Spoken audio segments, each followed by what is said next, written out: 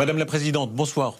Bonsoir, quel plaisir d'être ici. Vous représentez 450 millions d'Européens, Ursula von der Leyen, à l'Est Vladimir Poutine, à l'Ouest Donald Trump, et ici à Paris, Emmanuel Macron qui accueille cette grande conférence pour la sécurité de l'Europe. Comment qualifiez-vous le rôle du président Macron aujourd'hui ?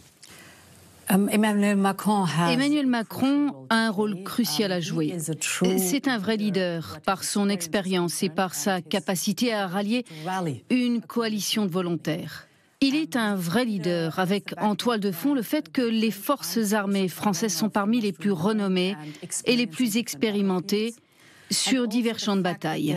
Il y a aussi le fait qu'il existe une base industrielle de défense très forte ici en France. Cela le qualifie, de même que ses nombreuses années d'expérience politique. C'est donc un rôle crucial.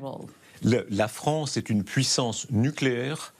Elle peut donner son parapluie à l'Europe. Selon vous, elle protège toute l'Europe ? Il s'agit d'une prérogative absolue de la France et d'une décision française. Nous sommes toujours très clairs sur ce point. Mais est-ce que les Européens se sentent rassurés par le parapluie français ? Encore une fois, il y a une dimension européenne et le président le dit souvent, mais je le répète, c'est une prérogative de la France. On voit à quel point vous êtes prudente sur ce point, mais de fait, la crainte est là. Selon vous, est-ce que Vladimir Poutine tentera de s'étendre toujours plus à l'ouest ? Nous l'avons constaté d'expérience, malheureusement avec l'histoire amère de l'Ukraine. Poutine ne s'arrêtera pas s'il n'est pas dissuadé par une position très forte, par une posture militaire très forte. C'est pourquoi, pour l'Union européenne et pour l'Ukraine, il est très important d'avoir des positions militaires fortes, des garanties de sécurité pour l'Ukraine, mais aussi dans l'Union européenne, une base industrielle de défense solide et une force de dissuasion puissante. Donald Trump préside aux négociations, mais l'Europe, elle a des moyens. Les sanctions, parlons des sanctions, jusqu'à quand resteront-elles en vigueur ? Les sanctions sont très importantes, elles font mal. Elles ont un effet sur l'économie russe et elles constituent un puissant levier. C'est pourquoi les sanctions resteront en vigueur jusqu'à ce qu'une paix juste et durable soit instaurée en Ukraine.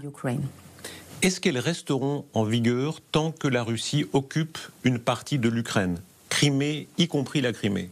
Il est très important de le rappeler. Nous l'avons toujours dit, c'est l'Ukraine qui décide à la toute fin ce qu'est une paix juste et durable pour elle. Il est très clair qu'elle a besoin de garanties de sécurité, mais la vision d'ensemble, c'est à l'Ukraine d'en décider. Et lorsque la guerre sera terminée, les sanctions pourront être levées, pas avant. La coalition des volontaires, c'était le sujet ici à Paris. Qui l'organiserait à ce stade ? Qui peut l'organiser ? La coalition notamment de troupes qui iraient sur le sol en Ukraine. Nous avons discuté aujourd'hui des garanties de sécurité et il y a eu un large consensus. Les meilleures garanties de sécurité sont celles des forces armées ukrainiennes fortes et bien équipées. Elles sont très expérimentées et sont déployées. La discussion a porté sur la manière de financer et d'équiper une armée ukrainienne aussi forte. L'achat du matériel européen, aujourd'hui, beaucoup d'Européens achètent du matériel américain. Est-ce que vous pouvez prendre l'engagement que plus vite que prévu, tous les Européens achètent européen ? Oui, c'est là le rôle important de la Commission européenne, parce que la Commission est capable, comme nous l'avons fait maintenant, de présenter un plan de préparation 2030 qui donne une marge de manœuvre financière aux États membres pour investir dans les dépenses de défense, mais aussi pour procéder à des achats conjoints. Nous disposons de 150 milliards d'euros qui peuvent être utilisés par les États membres. Nous disons que nous devrions acheter plus ensemble et plus européens. L'Europe, ici à Paris, montre sa volonté d'être forte, mais vous avez aussi Donald Trump de l'autre côté. Bientôt, les taxes très augmentées. S'il attaque avec les taxes à 200%, comme il le dit, quelle sera la réponse de l'Europe ? Il y a deux choses. Tout d'abord, accroître notre posture de défense, renforcer la défense et la sécurité européenne. C'est une tâche que nous devons accomplir de toute façon et c'est pourquoi nous avons mis en place notre plan 2030 avec 800 milliards d'euros qui peuvent être investis dans ce domaine. Sur un autre plan se trouve la question du commerce. Nous avons une relation commerciale très forte avec les États-Unis, 1 600 milliards d'euros. Et pour nous, il est maintenant important, avec l'annonce des États-Unis, de regarder ce qui va se passer aujourd'hui, mais aussi dans les prochains jours. Nous répondrons alors de manière ferme et claire. Nous défendrons nos intérêts, mais notre objectif est de négocier avec les États-Unis. Est-ce que ce sera œil pour œil, dent pour dent? Comment est-ce qu'on dit en allemand? Wie sagt man œil pour œil, dent pour dent auf Deutsch? Man sagt Auge um Auge, Zahn um Zahn. Ah voilà. C'est la même chose. C'est la même chose. Oui. Est-ce qu'on dira œil pour œil, dent pour dent à M. Trump? Ce que nous voulons, c'est une solution négociée, mais bien sûr une solution équilibrée. Pour cela, nous avons les moyens de répondre au même niveau que les États-Unis. Je pense qu'il est bon pour nous deux d'avoir une bonne solution négociée mutuelle. C'est mieux pour nos affaires des deux côtés de l'Atlantique. C'est mieux pour les gens des deux côtés de l'Atlantique.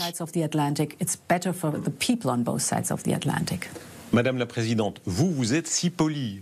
En face, vous avez des gens si durs, si agressifs.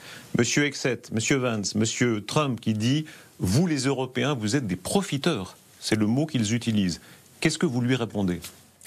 Eh bien, je pense qu'il est désormais très clair pour nous en Europe que nous voulons être des partenaires forts. Et pour être un partenaire fort, nous devons investir massivement dans notre propre défense. Nous devons sans aucun doute rattraper notre retard et travailler dur sur notre compétitivité. Cela signifie aussi avoir son mot à dire et être fort. Ce sont deux sujets de la plus haute importance pour l'Europe. Mais le mot profiteur, qu'est-ce que ça appelle comme réponse chez vous? Je pense que nous avons, par exemple, nos relations commerciales. Je viens de mentionner leur montant énorme. C'est la plus grande relation commerciale au monde. Nous en avons bénéficié des deux côtés de l'Atlantique. Elles ont été bénéfiques pour la croissance des États-Unis et de l'Union européenne, pour la prospérité des deux côtés. Elles ont créé de très nombreuses amitiés, des liens solides, et nous voulons les maintenir. Nous vivons des heures incroyables avec, par exemple, le vice-président Vance qui dit « Nous voulons le Groenland, c'est l'Europe ». Est-ce que ça vous choque ?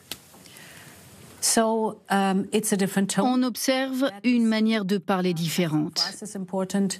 Je pense que pour nous, il est important de veiller à ce que l'Europe soit forte et unie, prospère et sûre, et que nous restions fidèles à nos principes, par exemple la souveraineté et l'intégrité territoriale de chaque pays. Y compris le Groenland. Bien sûr, chaque pays peut bénéficier des mêmes principes que nous défendons. Est-ce que c'est une offense à l'Europe, selon vous, ce qui se passe là pour le Groenland? Est-ce qu'on peut dire que c'est une offense? Le Danemark a une position très claire sur ce point et nous le soutenons pleinement. Madame la Présidente, l'Ukraine, c'est le centre de la discussion, bien sûr. Est-ce que l'Ukraine, plus vite dans l'Europe, c'est possible? L'adhésion à l'Europe est un processus fondé sur le mérite. Mais je dois dire que je suis profondément impressionnée par la force avec laquelle les Ukrainiens réforment leur pays pour l'améliorer, tout en menant une guerre pour leur survie.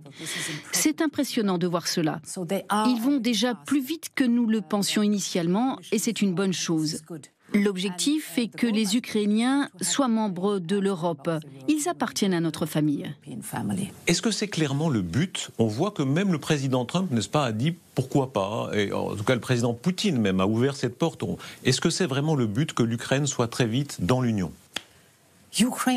L'Ukraine veut rejoindre l'Europe, et l'Europe est d'accord. Il y a encore du travail, et c'est fondé sur le mérite. Mais nous sommes très clairs dans notre détermination politique pour cela. Madame la Présidente, vous parlez très bien français, je sais, mais comme vous êtes très puriste, vous faites attention. Où est-ce que vous avez appris le français? Je suis née à Belgique, à Bruxelles, et j'ai vécu là pendant les 13 premières années de ma vie. Après ça, nous sommes déménagés en Allemagne et j'ai vécu dans d'autres pays du monde. Mais on ne perd jamais la langue de l'enfance. Et j'adore parler français, j'adore. Ah, alors, vous incarnez une génération d'Allemands, et la suivante, je crois que vous avez 7 enfants, c'est dire. Vous venez de la génération, vous êtes issu de l'Allemagne chrétienne-démocrate qui a créé la paix européenne avec le général de Gaulle et d'autres. Aujourd'hui, est-ce qu'il y a une angoisse de la guerre qui revient? L'Europe, c'est toujours l'histoire de la paix. Et l'histoire de la paix par réconciliation, mais aussi de force, de prospérité. Et cette passion pour cette Union européenne, qui est une union de la paix, ça c'est toujours le moteur pour moi. Est-ce que l'Europe doit redevenir un peu agressive? Il y a des figures européennes, Madame Thatcher disait ça, hein, pour être fort et respecté. Voilà. Est-ce que l'Europe doit retrouver une forme d'agressivité? Non, ça je ne trouve pas, mais une position de force et de self-confidence. What is it in French? De confiance en soi. Confiance en soi. Et la confiance, ça vient bien sûr de la force, par exemple, de la force de la société, de la force des valeurs, mais aussi de la force économique et une force militaire qui est possible. Et tout ça, surtout les valeurs et l'unité de l'Union, ça c'est notre, comment dit-on, strength, notre possibilité. Madame la Présidente, merci beaucoup. Merci également. Merci.